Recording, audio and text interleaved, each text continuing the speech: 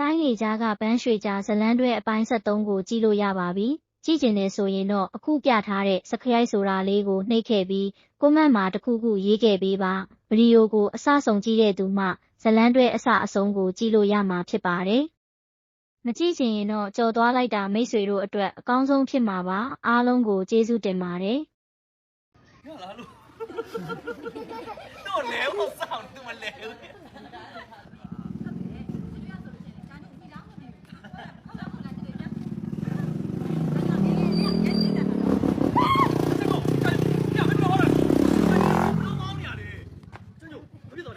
မြေကန်သွားမယ်ထထ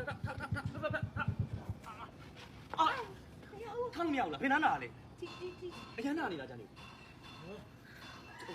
တီးခံပြီးတော့ထားလိုက်ပါနော်လာအိမ်ရောက်မှတေချာလုပ်ပြီးမယ်ရလားရလား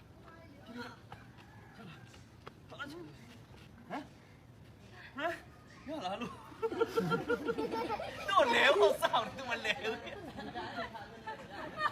လဲပါကမလဲဘူးရလိုက်ပြီ